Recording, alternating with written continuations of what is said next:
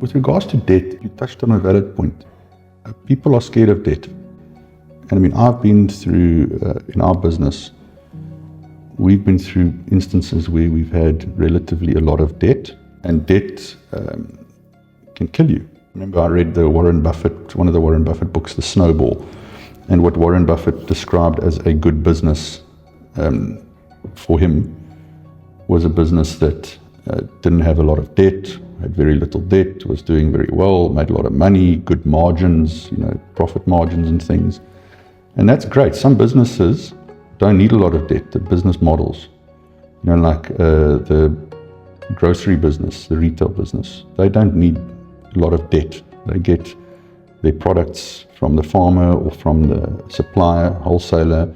They have a 60-day account. They sell their product immediately. They earn interest on the money in the bank. They sell the product, it sits in their bank account, the money, because they get paid instantly. And then they're earning interest on it. They only have to pay in 60 or 90 days for that product. And then they're ordering again. So they're financing themselves through the suppliers, the farmer or the wholesaler or the manufacturer which supplies the product. But that's not, in our business, in the property business, that's not how it works. We don't have the same business model. And our business model is a business model where you need a lot of debt, because no matter who you are, you run out of money. You can't have a business where I get approached with a lot of development opportunities. We can do them from a physical or from a capacity point of view. We know how to do them, we can do them. But I can't say yes to every single one simply because I don't have enough money to do them. So it's a balance between what is my mental capacity or my team's capacity in terms of how many projects we can handle. And then the biggest thing is how much capital we have. And capital in property is equity and debt, as I said last time. And debt is the largest part of it. But the thing is, what you said with regards to having a fear of debt, I think that's a lot of people have a misconception. So coming back to the Warren Buffett thing, where he said the businesses that he likes to look at, businesses or good businesses, are things with very low levels of debt. But I only later on realized that he likes that because that's a business he can buy, which he can, it's a very stable business. But Warren Buffett, actually, people don't understand it. He uses massive amounts of debt, or at least he used to. But he's very clever, and what makes him so unique is he was able to jippo the game. He was able to play the game and almost cheat the game. Well, the good thing with debt is, think about it. Somebody gives you money. They want, let's say in South Africa, 10% return on that money.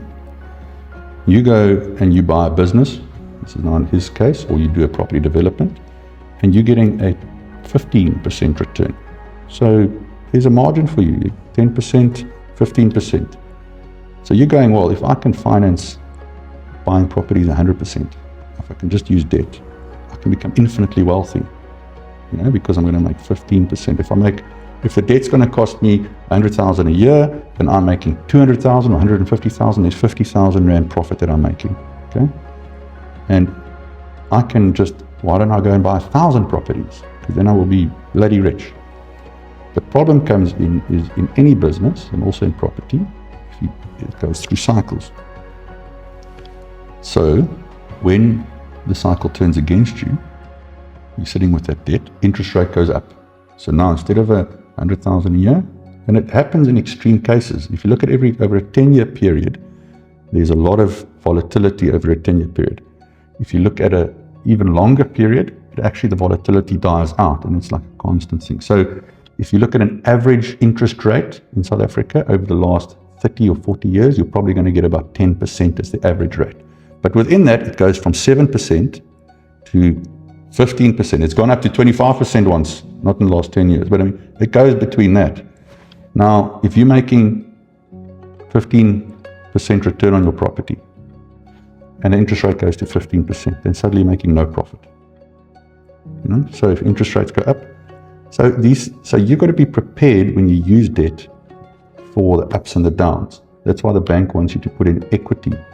So they won't give you, if they want you to say, okay, I'm going to get 100,000 Rand rental a month or a year, whatever it is.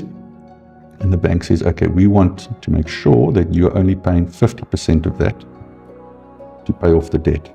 Because if the debt had to double the cost of the debt, which is, in a very extreme scenario, then you still be able to pay that off. So that's the problem, that people with debt, it can really go against you if you use it too aggressively. But then again, if you don't use it at all, you are not in the game. If you're going to buy every property that you want to invest in cash, shit, good luck. You're going to have to generate the cash somewhere else. Where are you going to generate that?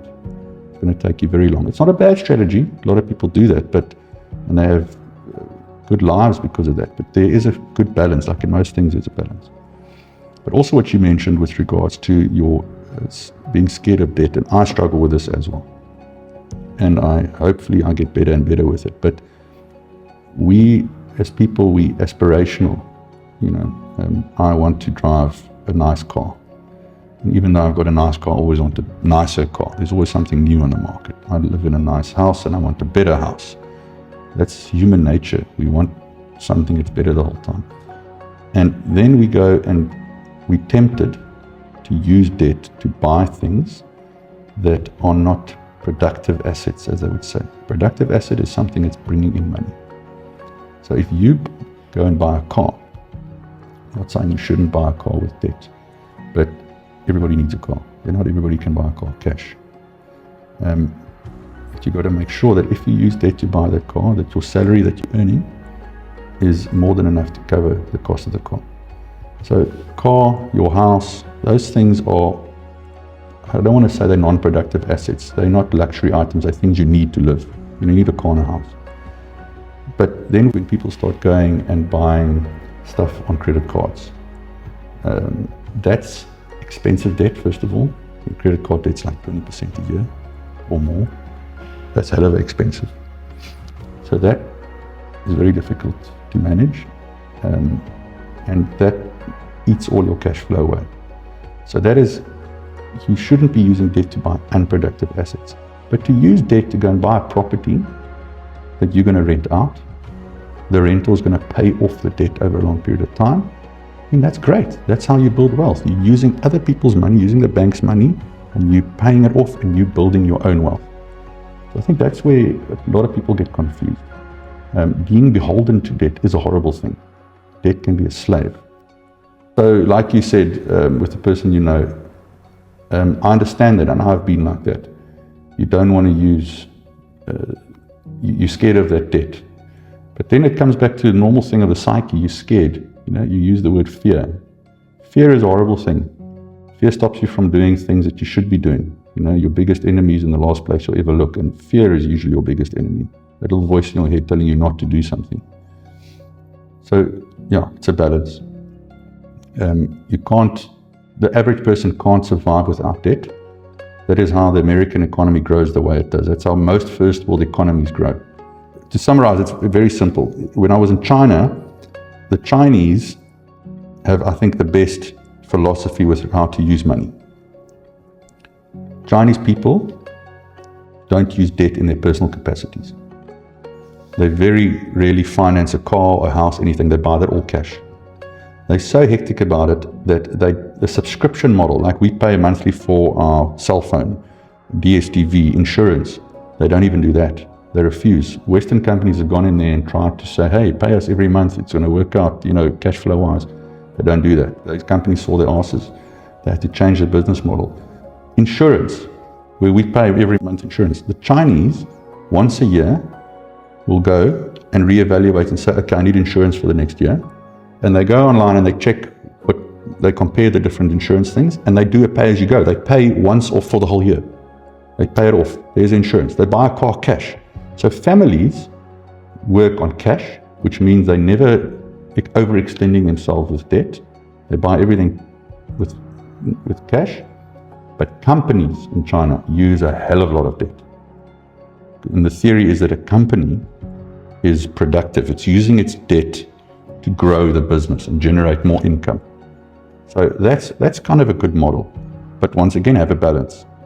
I would have a balance. But if you're going to buy property as an investment, you should most probably be using debt. Otherwise, unless you've got a very rich uncle or a father that's giving you cash to do it. But even then, you should probably be using a little bit of debt to make it work.